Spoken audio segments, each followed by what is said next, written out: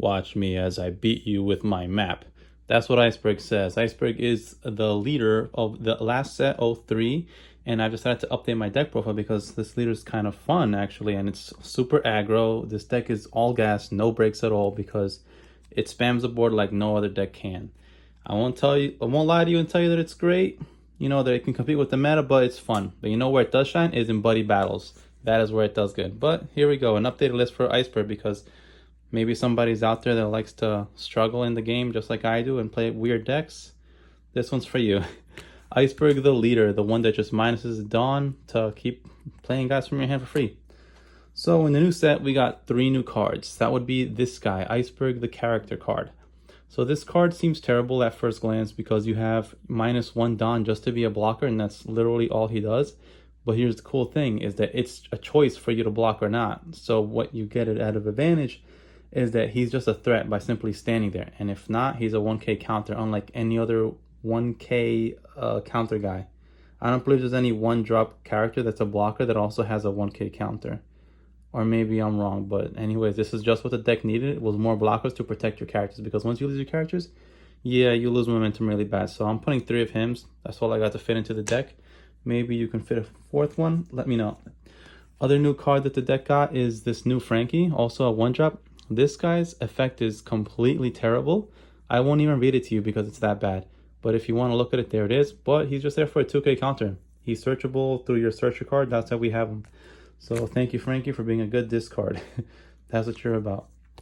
Kokoro, as always, Kokoro is the one that searches your cards, looks at 5, finds a Water 7 card, including your Gallilaw Company card, which is your Onigashima Island card, which is this card here. Gives you Dawn every turn. So when you play the deck, let me just tell you how to play it real quick.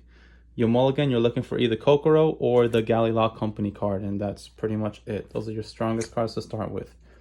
Let's go right into the Gallilaw Company guys that your leader is supposed to be cheating out every turn. Khalifa, she's not the best one, but she has a 2k counter instead. So she lets you draw cards and find what you need if you want to go that route. Let's say you're trying to find your Gallilaw Company and haven't found it yet. You might want to play her first instead of your other guys. So I put 4 of hers. And next up, I'm putting in 3 of Pepe Le Pew. Pepe Le Pew is cool because when he's attacking, you just give him a Dawn, and then you get to get a free Dawn. So that's pretty good because this deck has a problem with keeping Dawn. You're always behind Dawn in advantage. So I put 3 of him. He's not the greatest, so that's why he's at 3. But we're going to mostly fill the deck with Gallilaw Company guys, because the whole point of this deck is just to flood the field as much as you can with your IceBurg leader, because the guy can't attack. He's kind of pathetic, but once you get all these guys out, you're pretty good. So Rob Lucci just rests the guy. They cost 5 or less when attacking. Again, when you minus a Dawn. And 5/6 stat, not bad. And this is my best one for this format because Katakuri is a deck and exists and is annoying as hell, as you guys might know. So you Dawn -1. This one gives you Banish. So that means your opponent's triggers will not work. So he's my favorite one to get in this format. So you want to spam the board with this guy. Like I said, the deck is all gas, no breaks, because you get to flood the field with these guys in your first couple turns already. So you're already attacking pretty big, and you can start banishing things and whatnot. So the deck's got some potential. Here is Tilestone, the funny beard man. This guy says if your leader is Gallilaw, obviously add a Dawn from your Dawn deck and rest it on KO. So that's his effect. So you get something when he dies, so that's not bad. And a 6k power, also really good. Let's keep it going. I'm putting in 3 of Polly. Polly is good, but he doesn't have a counter. That's why I'm playing less of him. So this is the one that on play, you got to rest 2 to get a free Dawn. Then if you have 8 or more on your field, you get to 8 or more Dawn on your field, you get to KO a guy that costs 4 or less. So that's a little hard to do because, like I said, you're constantly on minus Dawn, so it's not likely that you get to do this. But in the early game, you get to get a free Dawn at least for that. So I'm putting 3 of him, and that's it for the Gallilaw Company people. I'm going to keep it going with the rest of the deck. And up next, we've got Queen. Queen is a standard for most purple decks, and you run 4 because this guy's going to get the bricks out of hand. For example, if you have one Gallilaw Company field card, stage card, you're not going to need another one, so feel free to discard that with Queen once you do him, and it's a pretty beefy blocker at that. So him. Next up, I'm playing double of Babanuke. Babanuke is just a vanilla 5/7, decent stat line, can hit over the 2k over most leaders. That's pretty good. Up next is a bunch of 1-ofs. We're going to play 1-ofs because I don't know what matchups you might be finding, so it's a little better to have variety. So we've got Fukuro Kuju guy, Earlobe Man, he has 1k, and so does the Fat Man. He has 1k. These guys are 6'8", 7'9". These are up to your preference on how you want to mix it up. So these 4 cards are all literally interchangeable. You can pick 4 of this guy if your locals has a bunch of Whitebeards, or if you expect no Whitebeard players, this is the best route to go, him and the Fat Guy. And I'm playing less of the big one because, like I said, you're not having Dawn too often because your leader minuses you every turn. The whole point is to spam the board with your Gallilock Company guys. These are just extra power after the fact.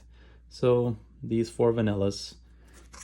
Up next, the one boss card I choose to play is just 1 Kaido because, like I said, you're not likely to reach 9 Dawn anytime soon. So he's just a game finisher. He's like a win more card, meaning if you're already doing well, then you get to put him on board and destroy stuff and hopefully go for a game with him. So I only found room for 1. He's got no counter, so that's why he's just sitting there.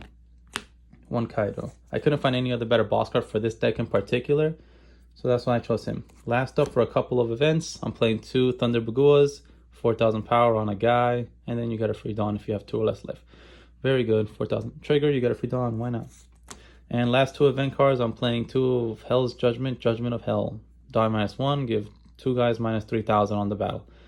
And then the trigger, your opponent could lose a Dawn, that might come up. But mostly it's just to save your characters. So like I said, the newest addition is the IceBurg character that we've got. So that's the one I'm most excited about. But yeah, let me know if you want to try this deck out. The struggle is real. Yes, I know, but this is a great starting point for the deck. In fact, let me make the deck more neat for you so you can see the ratios better. Well, here it is, guys, a full deck profile and nice view for you guys so you can see the ratios. Some things, like I said earlier, you might want to change is put in maybe another copy of Captain Underpants over here. He's pretty good because he's a 7'9", and you get to swap him out for Kaido or the Earlobe guy or Babanuki. And that's about all I would change. Maybe I would add this Luffy. This is the rushing Luffy that came in the same set with the rest of them. You just discard a 5 cost and he gets rushed with a -Dawn. So that's going to come up all the time because the whole deck cost 5. So that shouldn't be a problem to achieve. And then you have Gil Chizoro. I don't play him because he's -2. So sometimes he dies to the blue decks really quickly. So that's why I didn't try him. But this is a great starting point if you want to play the deck.